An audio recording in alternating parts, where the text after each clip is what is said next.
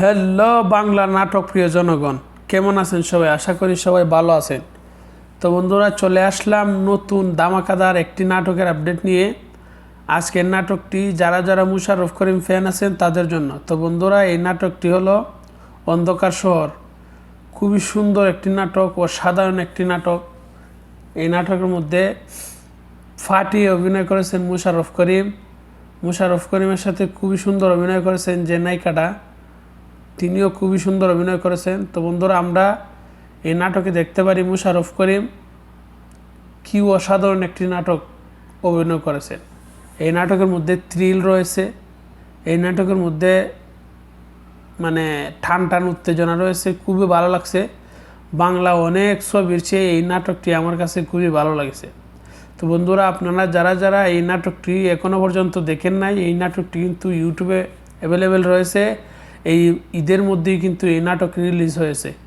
আপনারা যারা যারা এই নাটকটি দেখেন নাই, আপনারা দেখতে পারেন। মুশাররফ করিম এই নাটকের মধ্যে কিন্তু অসাধারণ অভিনয় করেছেন, দেখার মতো একটি নাটক। আমার মনে হয় এই নাটকের মধ্যে বাংলাদেশের যে রাজনীতিক খারাপ কিছু দৃশ্য আছে, রাজনীতিবিদরা কি করে আড়ালের মধ্যে, যে নারী নিয়ে যে কত কিছু করে, সুগার ডেডিরা কি করে, এই নাটকের মধ্যে সব কিছু দেখানো হয়েছে। এই নাটকের যে নায়িকা থাকে, সে বড় লোকের মেয়ে তাকে মুশাররফ করিম কিডন্যাপ করে ফেলে। তারপরে একে একে সব কিছু রহস্য বার হয়।